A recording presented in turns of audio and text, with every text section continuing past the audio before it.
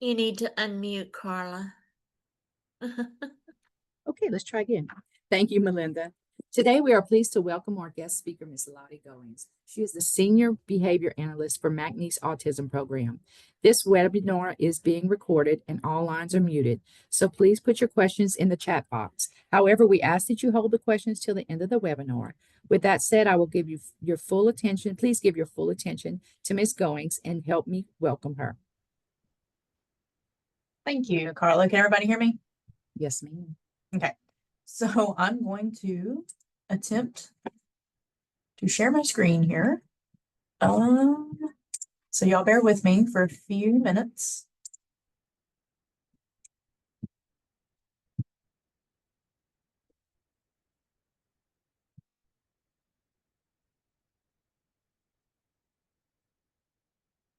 Okay, can y'all see that? Yes, ma'am, but it's on the presenter view. Okay, let me try to switch here. Okay, now can y'all see it? Yes, ma'am, that's That's better. better. Perfect. Okay.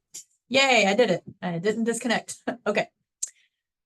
So thank y'all for coming here today to have another discussion about transition planning. I am in my office at the clinic, so if y'all hear lots of noise, that's just our learners. They're having some fun today. So if y'all hear squeals and shrieks, they're all having a great time.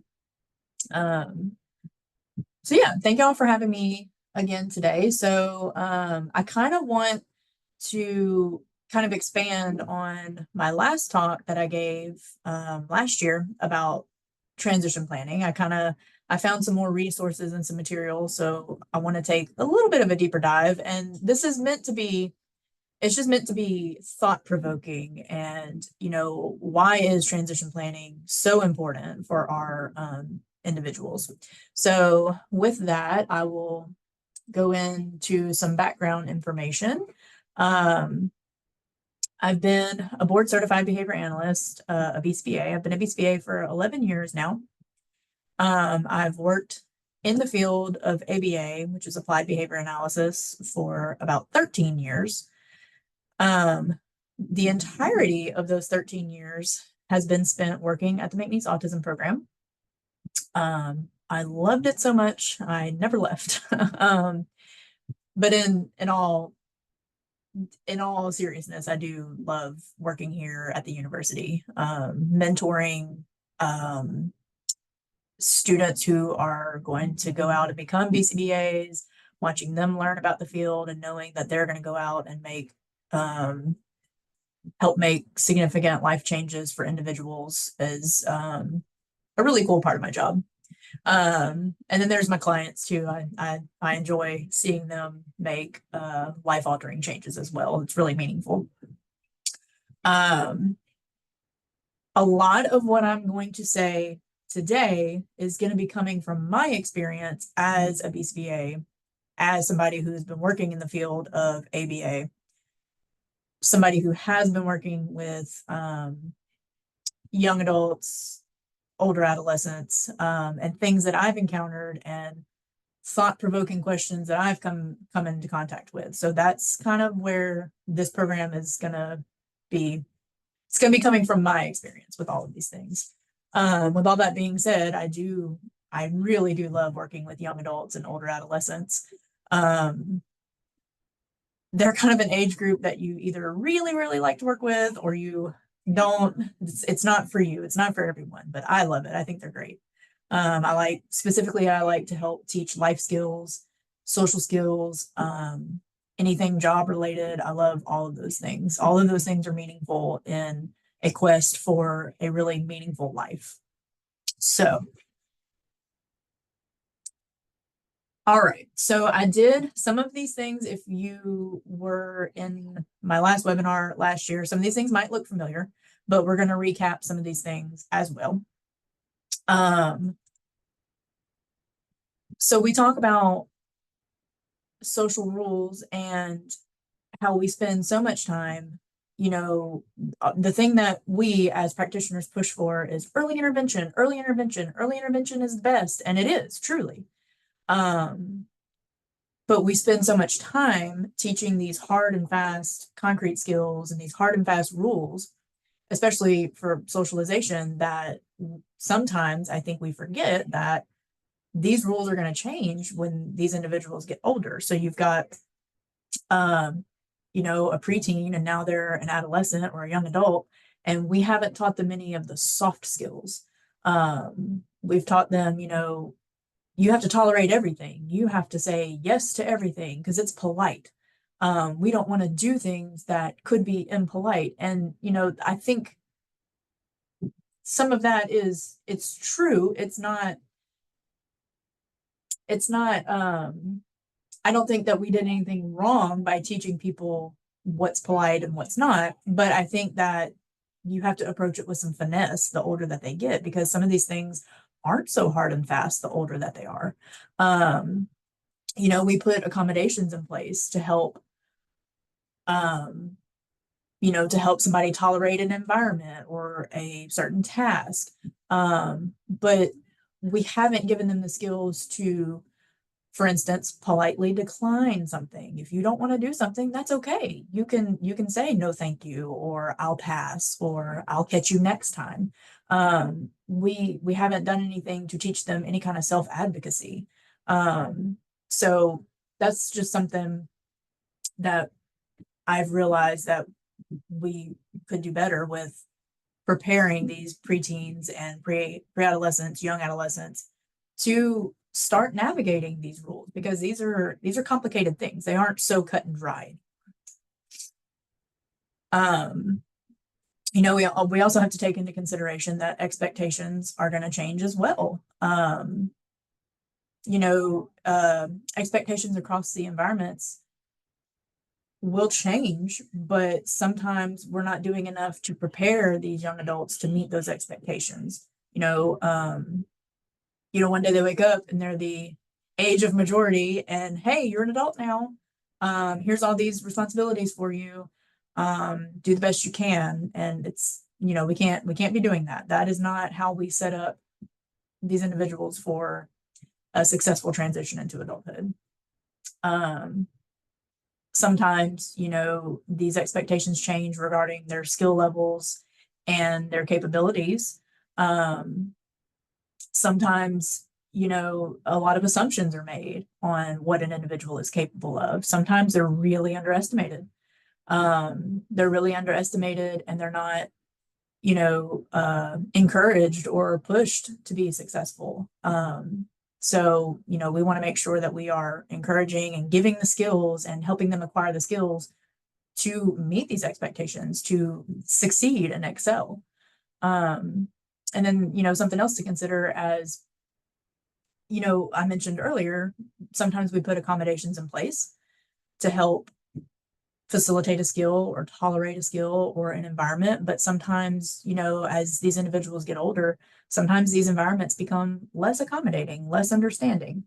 So, you know, we have to make sure that we are preparing them to the best of their ability to sometimes function in an environment that may not be as inclusive, even though we all know that people should be more inclusive and more understanding, but sometimes that's just not the reality. And we want to make sure that we prepare them as best we can, while also advocating that people should be more inclusive and more understanding. Sometimes we need these accommodations in these environments, and, you know, what once may have been classified as intrusive or isolating may not be the case anymore, but we do need to make sure that we're preparing them for all of the things.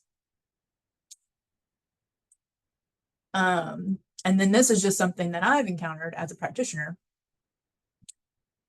Most insurance companies that are paying for applied behavior analysis, they age the individual out when they turn 21. So somebody turns 21, no more ABA, no more coverage.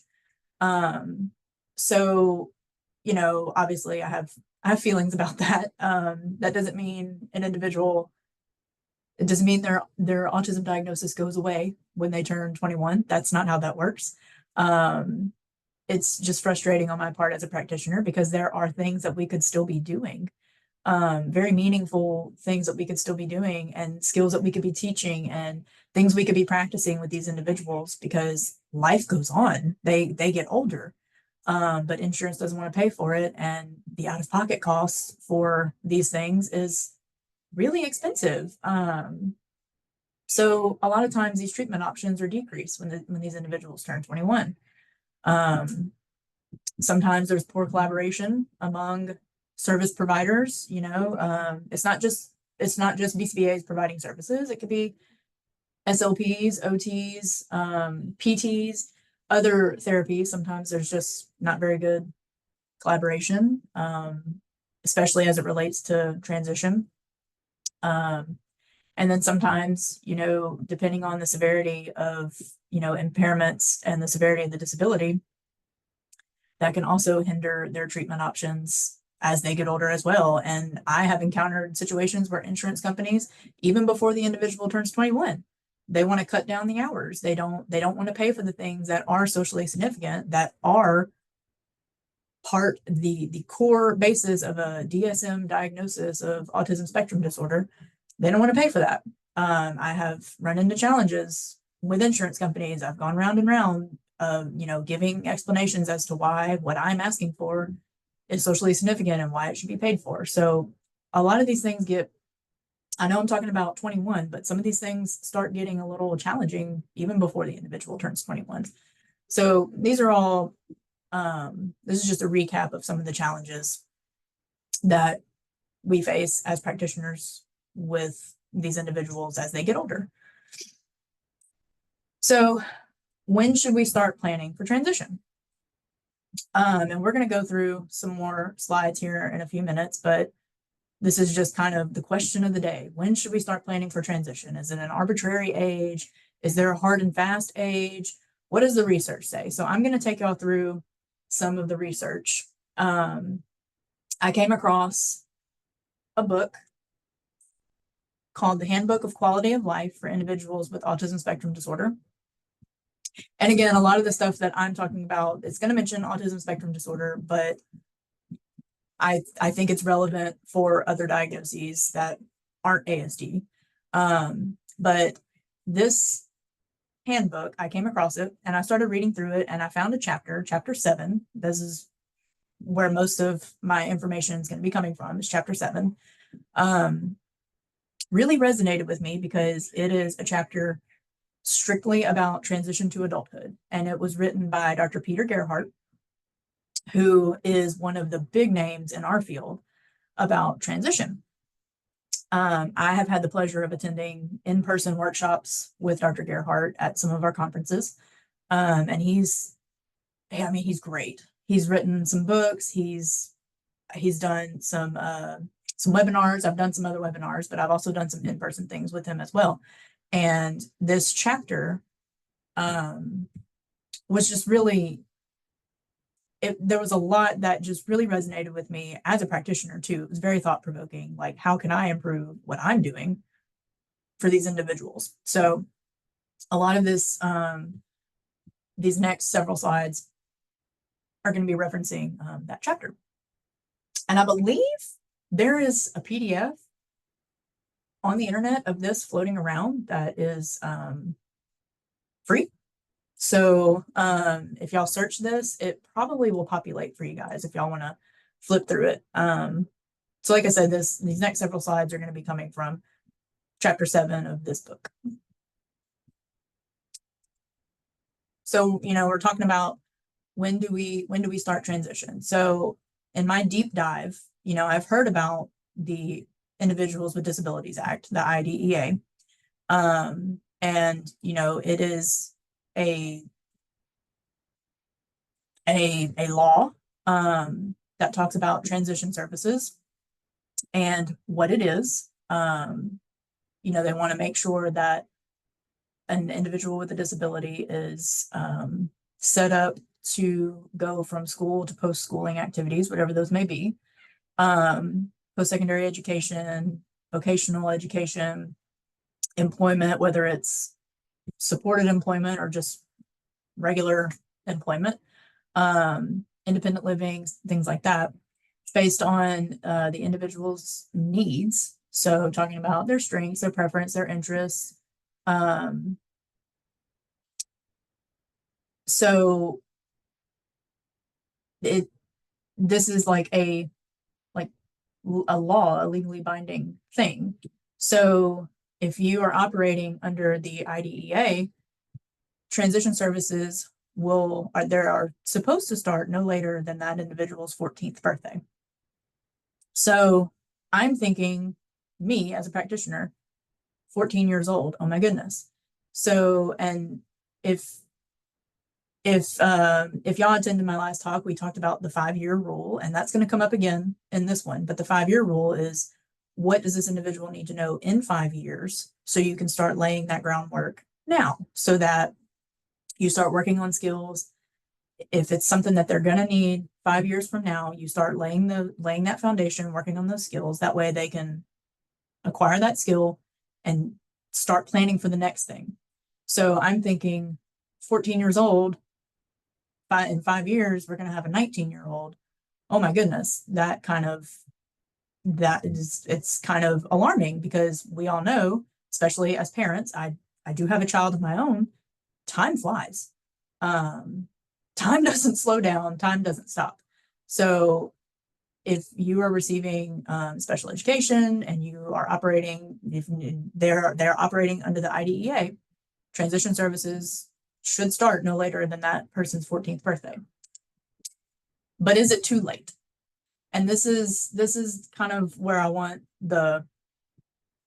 just want to have just like thought-provoking discussion. This is not to say, yes, it is, no, it's not, we're doing it wrong. That's not what I'm trying to convey today. I just want to have, just to share some things that I started thinking of, because I have changed some of the ways that I do things. So I just want to make sure that, we're not placing blame anywhere. This is not what this is. We're just having conversation. Is it too late? And there's a study referenced in this chapter that talked about transition outcomes with 2 groups over 4 years of high school. So both of these groups had a diagnosis of autism. One group received transition planning from age 14 forward, and one group had no transition planning. And the findings reported that the students who did receive transition planning at age 14 and on had higher employment rates, higher wages, lower cost of support services after graduation. And that's wonderful. We love to hear that. We love to hear that this was great as it relates to transition planning. However, for this particular study, and it's referenced down here at the bottom, for this particular study, no other information was provided that gave us any insight into the material that was being taught, how it was taught, where it was taught. Was it taught individually? Was it taught in a group format? Was it taught in the community? Was it taught just in the classroom? There's no other information about that. So on the surface, this study looks very promising, but if you start to dig a little deeper, like, okay, well then what was the meat of the transition planning? What was that? What did that look like? We don't know. So what do we already know though? And again, this is just thought-provoking, purely thought-provoking. We know that, for typically developing kids, we send them to kindergarten, we send them to preschool. One could argue that their transition to adulthood begins in those preschool, kindergarten, early elementary years. These kids are getting this foundation of skills that is going to be laid for the acquisition of bigger, more complex skills that are going to build and accumulate over the years. For individuals who are not typically developing, the later that we start teaching these types of skills, the fewer prerequisite skills we have for this individual to build into adulthood. So, you know, if we're not placing emphasis at an early age with these individuals, that may come back to be problematic in our later years where we are thinking of the transition into adulthood, i.e. age 14. And this could result in fewer useful skills that are mastered when preparing for adulthood. So again, things that made me stop and think, and in my experience as a practitioner, we push for early intervention. The push for early intervention begins around the time of diagnosis. So a family receives diagnosis for their child. Sometimes these diagnostics are happening as early as 18 months. So we push for early intervention. And again, we should be pushing for early intervention. And we spend these years of early intervention trying to get a child caught up on their milestones, things that they should have already acquired at age 2, and now they're 4. So we spend this time trying to catch those up and laying those foundational skills, and they're very important. But sometimes the other life skills get overlooked. And what I mean by that is, brushing your teeth, brushing your hair, getting dressed. And I'm talking about, age 4, 5, 6, those types of things. And so I have shifted my stance on the incorporation of these life skills in my early intervention clients. I used to kind of separate them, like, oh, well, we're doing early intensive behavior intervention stuff. We're getting them caught up.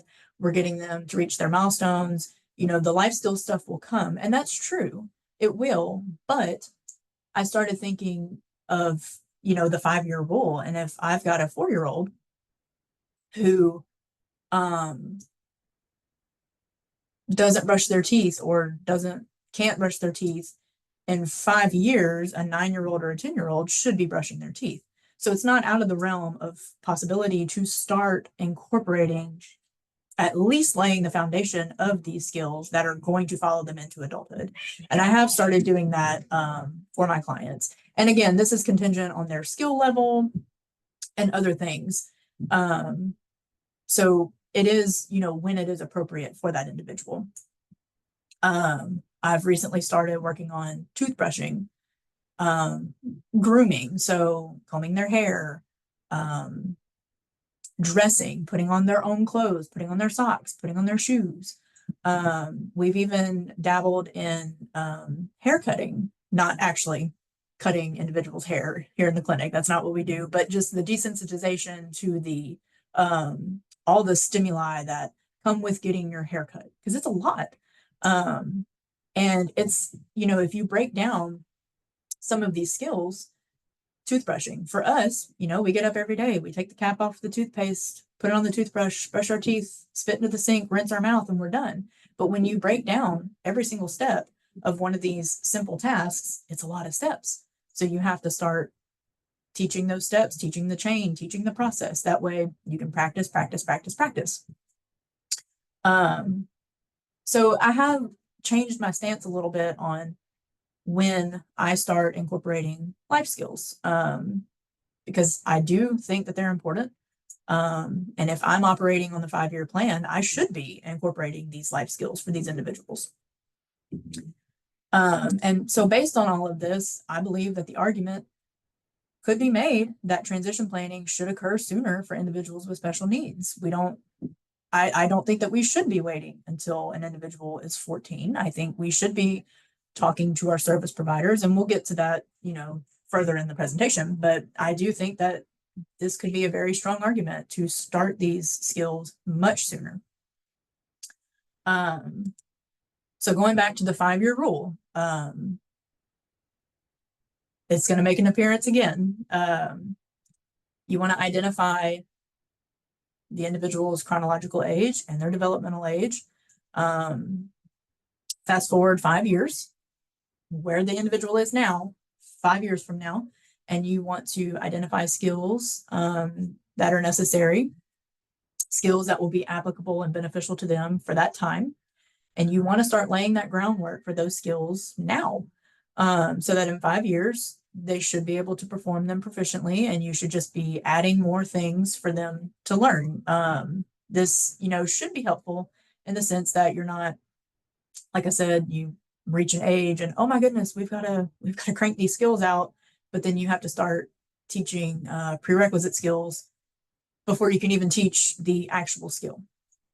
So the 5-year plan really comes back around, makes a comeback in this presentation. And I know I've said it before in this presentation, but I'm gonna say it again. This is a disclaimer. This next slide that I have is purely just for consideration, thought-provoking. This is not to shame anybody who, may not be working on transition skills, but feels like they might be behind. This is not to shame anything related to transition. This is just like, consider this. You have a 5-year-old child who starts learning to independently brush his teeth. So as this child becomes more proficient in this skill, you can start adding more skills in addition to these toothbrushing skills, or you could start adding more like complex skills related to this skill. It's plausible that by the time this child is 10 years old, so 5-year rule, by the time the child is 10 years old, they could have several independent living skills and personal hygiene skills in their repertoire. They could have acquired several more skills in that 5-year span. Could lead to transition with more useful and relevant skills in their future. Whereas if you've got a 15-year-old and maybe they're just now starting to learn to independently brush their teeth, it may be more challenging depending on the foundational skills that the individual may or may not have. You might have to spend a lot of time teaching prerequisite and foundational skills. It may be challenging. It may be challenging as it relates to their other skill development. And how many other types of skills related to, let's just say, personal hygiene, because we're talking about toothbrushing. How many other types of skills are we now needing to teach at this age now, at 15? Because in 5 years, we're going to be 20. And, the challenges just increase the older that an individual gets. Again, this is not to shame anybody or anything like that. This is just kind of looking at a compare and contrast situation. So this is kind of why I started incorporating these types of skills into my treatment plans for my clients where it is appropriate. But more importantly, what does the research say?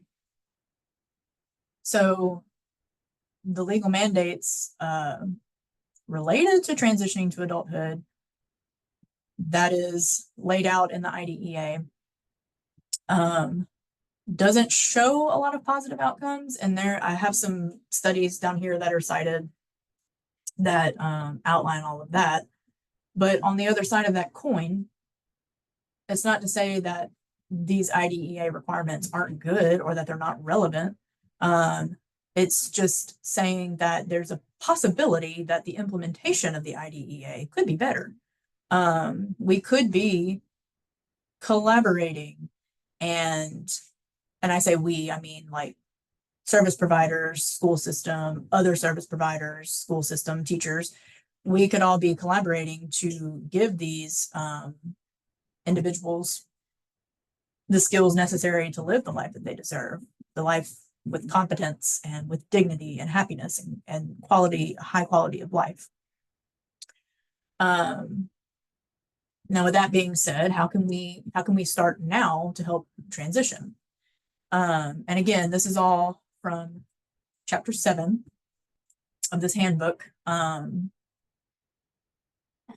again, I'm coming at this as a behavior analyst, someone who is in the field and in it with these individuals. The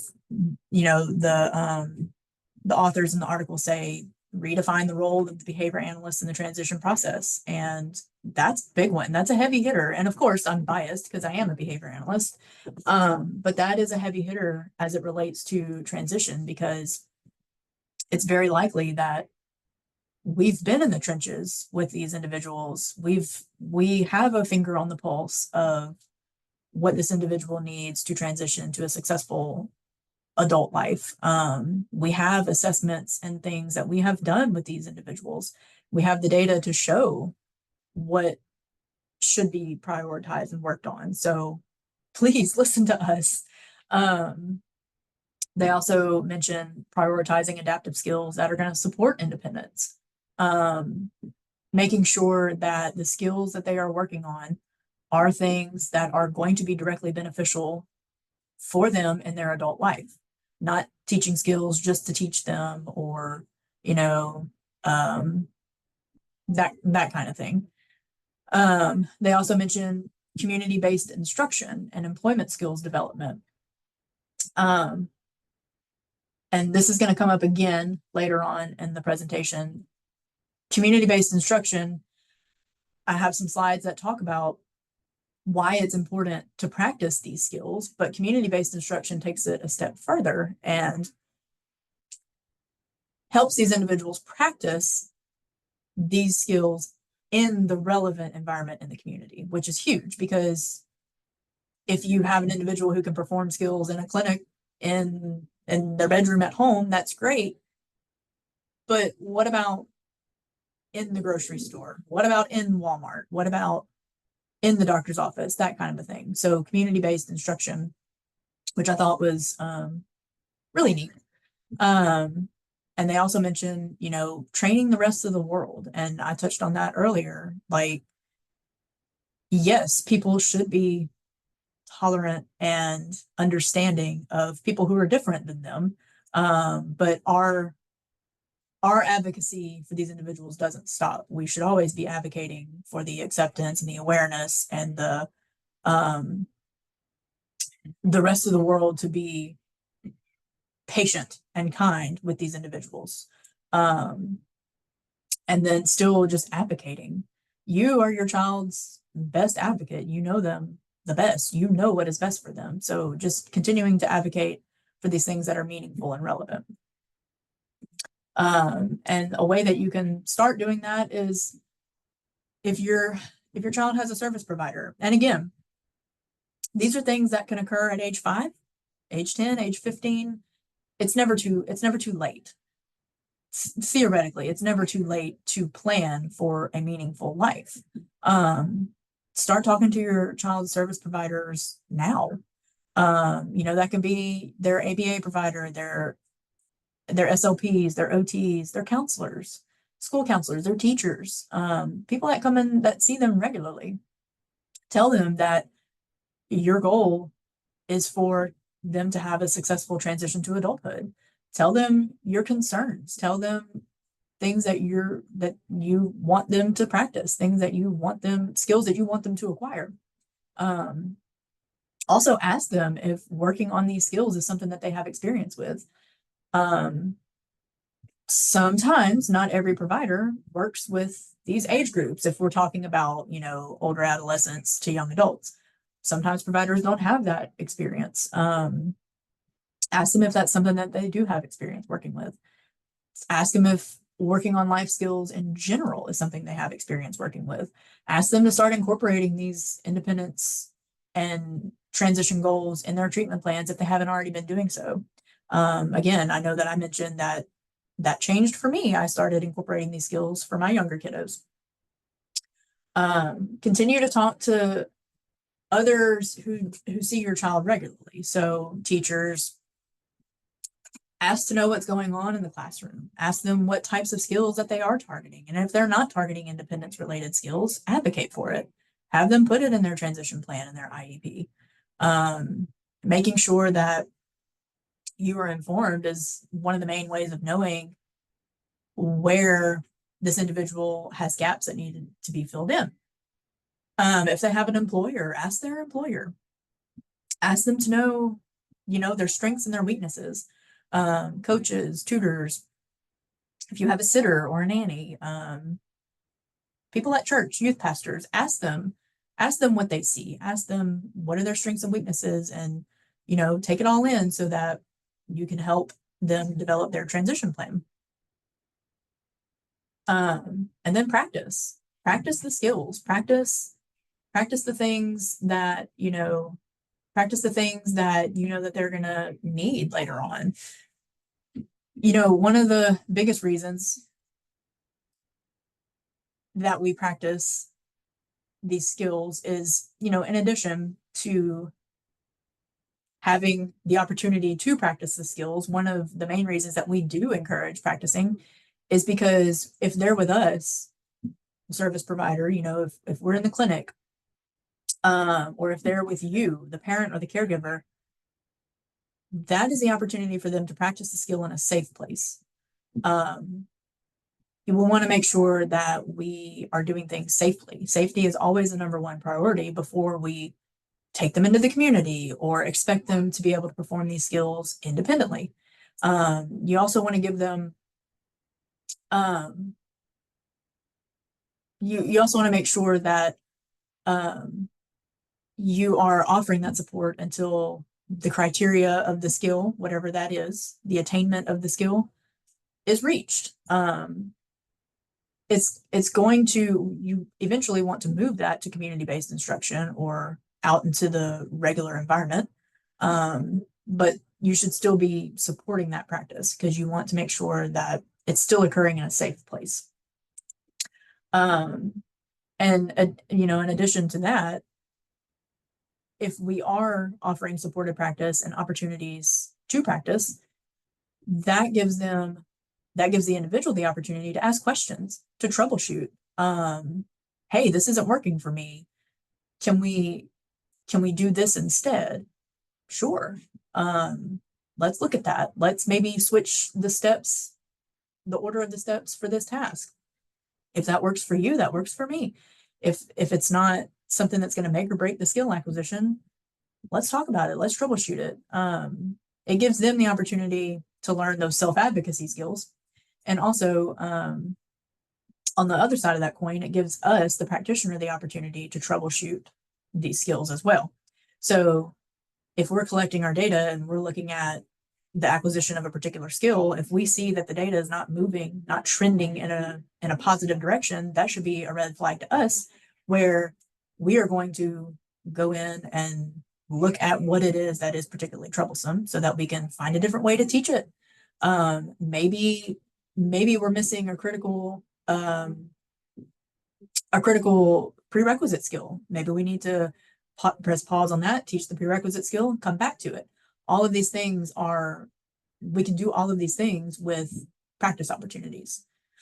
And we should also strive for, you know, fading out levels of support over time, because we want, you know, our ultimate goal is to have them to be independent and successful.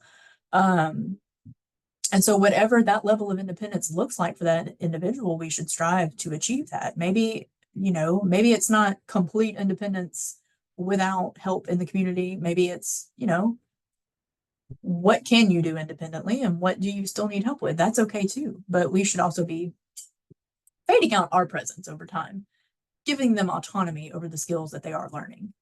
And, you know, the advantage of this is that as we fade out over time, it eliminates the likelihood of this individual being thrown out into the world, left to their own devices with no support, no practice, no acquisition of skills. And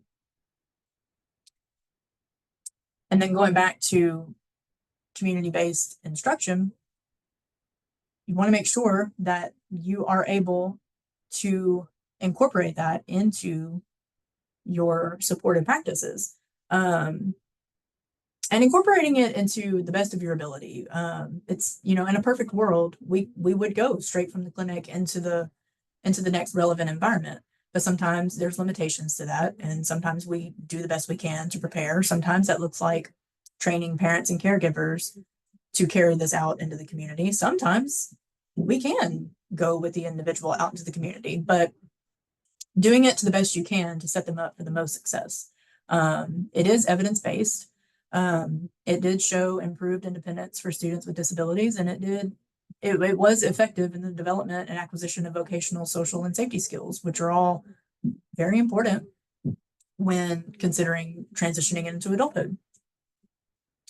So the most important piece of this transition overall, though, is the individual. Make sure that we're still involving them in the planning of their own life. Give them these tools to be successful in reaching each next step. Give them the appropriate level of autonomy in planning their life. They should know that their input matters. And, you know, sometimes this is a tough conversation to have, because, you know, we all like to think of our babies growing up and, you know, living this perfect life, but sometimes in situations we have to consider a life where, what if I'm not here? What if I'm not around? Okay, so how can I set up this to best serve you if I'm not here? And that's a tough conversation. It's tough all the way around, but it is necessary to consider. So transition, and these are kind of overarching themes of the talk today, but transition is giving the individual the tools to be successful at becoming independent. And what we don't do is send the individual out on their own once they reach the age of majority, because they're an adult now. That's not setting them up for success. That's not setting them up to be successful and to learn skills and to, you know, have a independent, wonderful quality of life. Transition is teaching an individual important, meaningful, socially significant skills that are going to serve them as they live their life. Transition is not teaching this individual a skill just because it may be cool to have or fun to teach. There's lots of things that I think could be fun to teach, but at the end of the day, is it going to serve them? Is it going to get them to that next step, that next level? Is it going to help them achieve a life of independence and autonomy? Transition is finding the appropriate ways to teach the individual. We meet them where they are.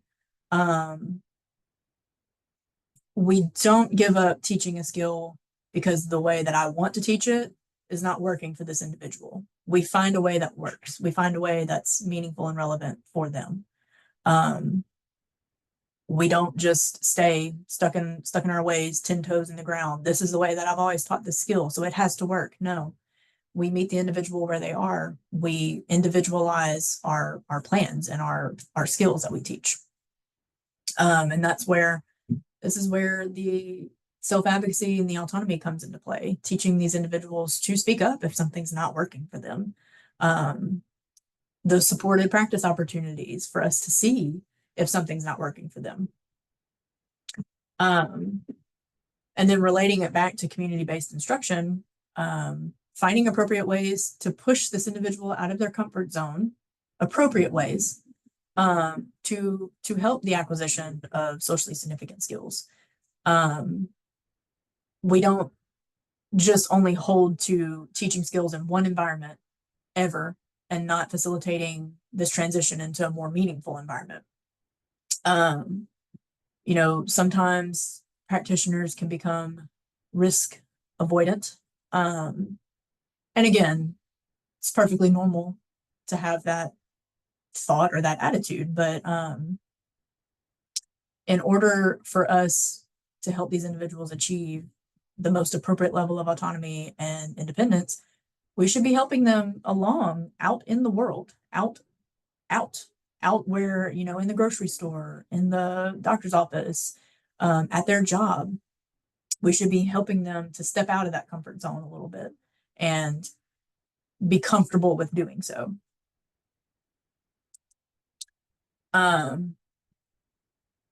You know, recent research indicates that these individuals who have completed some kind of transition plan are better prepared. And it is critical to involve these individuals in their transition planning. Their voice matters. Having them select goals and things that they want to work on, can work out better in the long run if they're motivated to do that. It's their life, it's their autonomy. And again, this is where, where appropriate. Even for some individuals who may have, what's it called? They live independently for the most part, but they might have a power of attorney or something. It's still, I think it is still necessary to involve that individual with planning of their own life. Yeah, they still might need somebody to help oversee or manage certain aspects of their life, but their opinions and the things that they want to learn also matter. So making sure that we're involving individuals in their transition planning, no matter what that looks like. It's never too late to start thinking about transition planning. It's never too late to start teaching critical life skills and self-care skills. It might be more challenging, but it is never too late. It's never too late to start looking into these other agencies and resources to help facilitate this transition. On the flip side of that, it's also never too early to start planning for these things. In my experience, I would rather a parent tell me that they're already thinking about this at age 4 than have a client who's 20 about to age out and saying that they haven't considered transition at all. The earlier you start, the more resources you can gather, the more contacts that you make, the more opportunities for practice the individual is going to have before this transition period. Oh, I have a duplicate slide here. My apologies. That's it. These are my references. I can send anything if anybody has any particular questions on my references or wants some of these articles. I can send that for y'all to distribute. That's all for my presentation. Are there any questions that I can answer?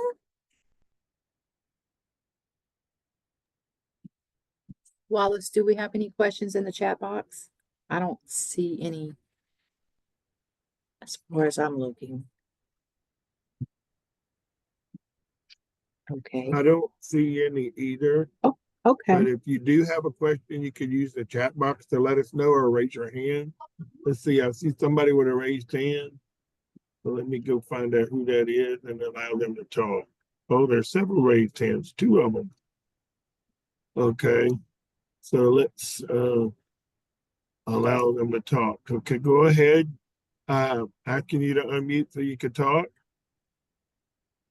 I'm not sure if I'm up to talk or not, possibly. Can you hear me? Hello? Yes. Okay, great. Just inquiring if there's any local services that work with adolescents with social skills that you're aware of.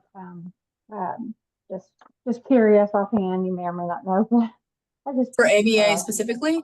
Right, exactly. Yeah. Yeah, so the McNeese Autism Program, we see a wide variety of ages, but we are also a training facility for interns in the graduate program for ABA. So we try to give our interns, the most well-rounded, robust experience with clients before they graduate and go out into the world. We do have a waiting list. I think there are probably other places in the community that do see teenagers, but I can't think of any off the top of my head that are specific to that age.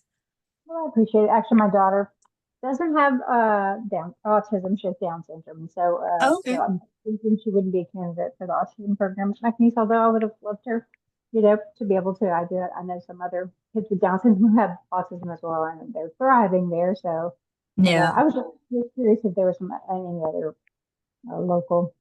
Yeah, I don't know. And with it being a Down syndrome diagnosis and not ASD, insurance isn't going to pay for that. So, Exactly right. yeah, that's a whole other can of Yeah, worms. whole problem. But this has been hugely helpful. I just appreciate your time and sharing this information. It's very, Yeah, thank very you. helpful. Thank you. Thank you so much for this. Okay, we have the next person, Miss Carolina. Yeah, well, first, it looks like the chat is disabled, so that's why we kind of write in the chat. Okay, thank you for that information.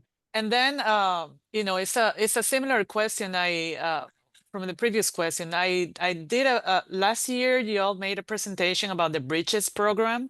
Well, when you mentioned about the Bridges program, immediately I went and I applied for the Bridges program for my child.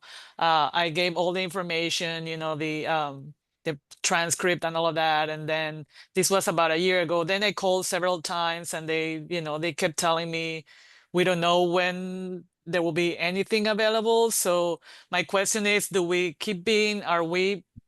people that have applied still in the waiting list? And what is how do you see that progressing to be able to help more kids with transition into adulthood?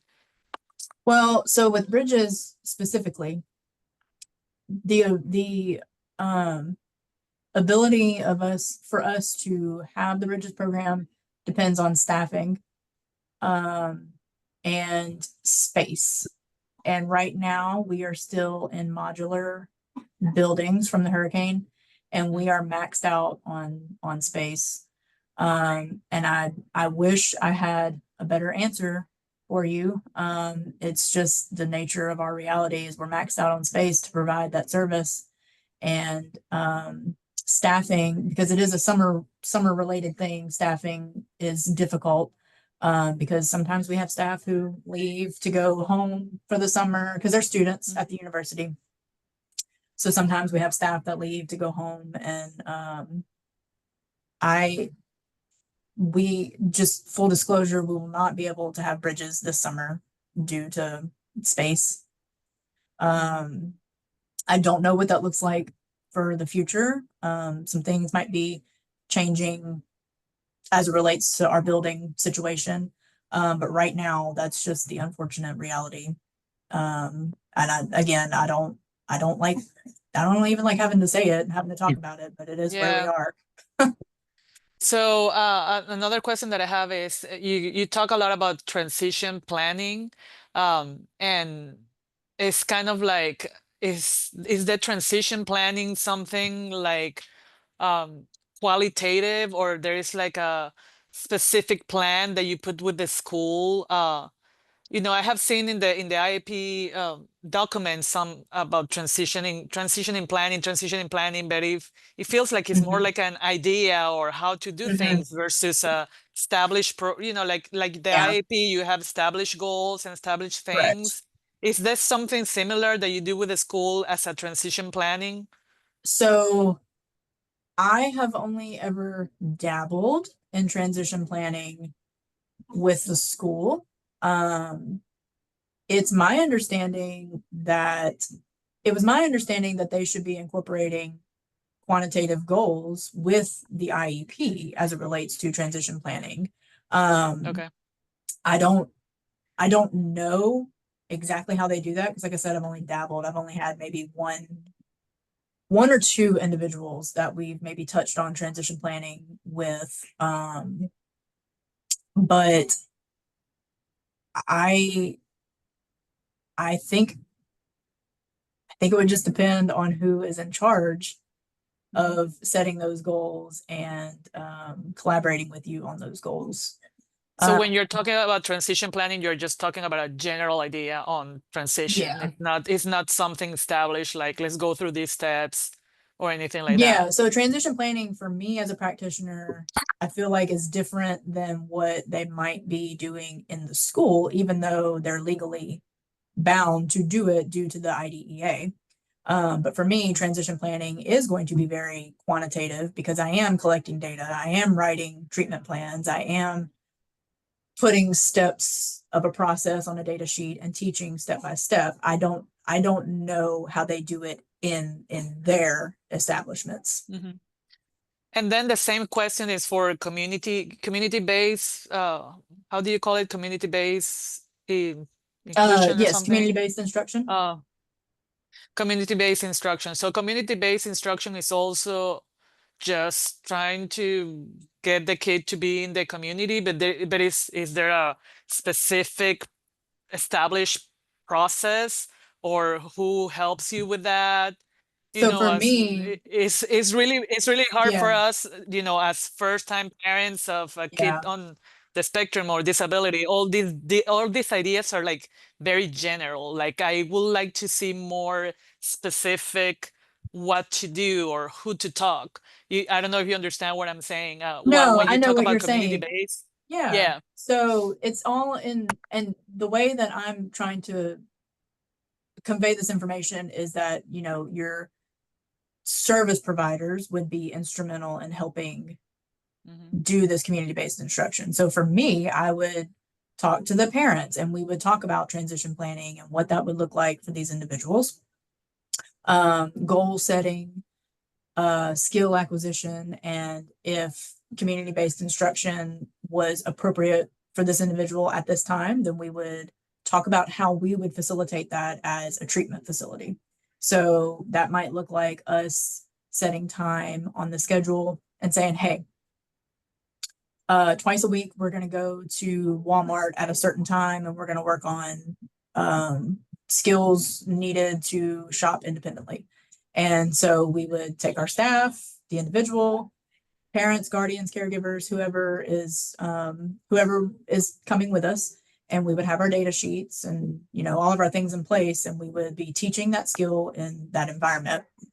I don't know if schools do that kind of thing, but I do know that they're in Calcasieu Parish specifically, they have the Life Academy for individuals who meet certain criteria. I believe in special education, they meet certain criteria to be put into the Life Academy. Right. And I do believe that they work on those skills, and some of them hold jobs outside of the school and things like that. So that would be something to look into as it relates to community-based instruction as well, outside of a practitioner standpoint. So I think the conclusion is, in other words, it's like, unless you're working with an ABA center, community-based instruction is on your own. It's not something, it's unless you're working with an ABA center that will help you with the community-based instruction, there's no ways to really do community-based instruction unless you do it on your own with your kid. If you're not able, if you're not enrolled in Mhm. services, or it doesn't have to be just ABA, it could be other service providers as well. But these are also things that could be asked as it relates to that individual's transition plan when that starts happening for them in high school. So asking their teachers and who is in charge of facilitating that. Can you give me some examples of community-based instruction? Like, what are the things that get done? You see, because I'm like, I would like to ask for that from the school or from somebody, but I don't even know what to ask for. Right. So it just depends on what the individual needs. So are we working on going into the post office to mail a bill, to mail a letter? It's individual based. So it's just what that individual is working toward at that time. Okay. It would look different for any individual. And Okay, thank you. speaking from an education support specialist at Families Help Families, the IEPs in schools should be individualized. Mhm. So you could get your IEP team to work on some of these goals out in the community if that's what you desire.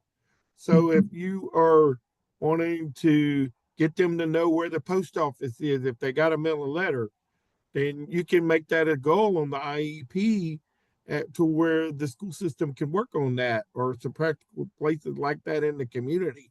So you can have that done if you can work it in the transition process to the IEP. Does that make sense? Yes. Yeah, it just depends on the IEP team and what they're able to facilitate for sure. Yeah, and I mean, and I think that's why I would have liked something like the Bridges program, because my kids needs a little bit of everything. You know, he's just very immature, and he just doesn't know how to handle himself as an adult, Yeah. even though he's 15. So Yeah. it's really hard for me as a parent, you know, to like establish all of that. I will have like somebody that could help me with all the skills that an adult will need from a Yeah. professional standpoint. But it looks like we don't have the resources right now. At least Yeah. McNeese doesn't, and you know, and there's no many resources in the Lake Charles area to Yeah. do that. Yeah. And the Life Academy, I mean, in the case of my kid, I know the Life Academy, you have to have an IQ, low IQ and all of that, and he's not going to qualify for that. So I'm like, I don't have a lot of resources unless I kind of do the legwork myself. It Yeah. feels like. And it's heartbreaking for me to hear that as a practitioner, to not have resources that I did have at one time to be able to provide the service, because I do know that the need is there. It's heartbreaking on both ends. Yes. Well, we're going to include Miss Lettie's contact information for any further questions. And we're going to answer some of the questions in the chat box right now. Wallace, can you help with that? Yes. There's a question that says, I would love to be a part of some sort of advocacy to compel insurance to allow ABA for diagnosis of other people with than just ASD. Yeah, that would be fantastic. Absolutely.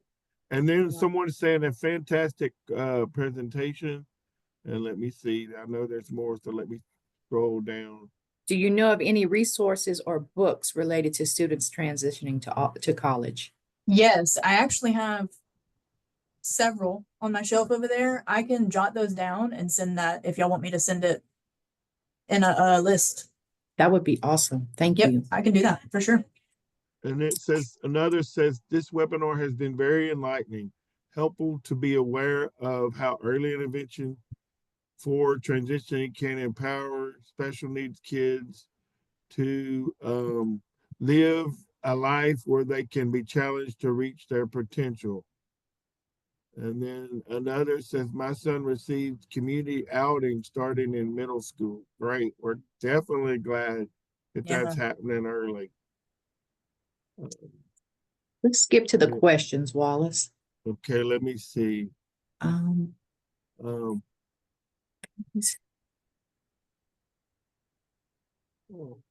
Someone wrote, they're families saying, helping. thank you for the resources you're going to share too, and great presentation. Someone wrote, families helping families may give finance in community-based education. I will reach out to them. May give assistance.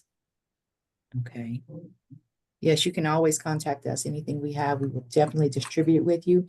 I think those are all the questions. I appreciate y'all taking time. Thanks for attending the webinar. Thank you, Ms. Goings. If you have any additional questions, please call our office at 337-436-2570 or email us at info@FHFSWLA.org. We ask that you please complete the survey from today's webinars that will be emailed to you. Thank you and have a great day. Thank y'all. Oh, was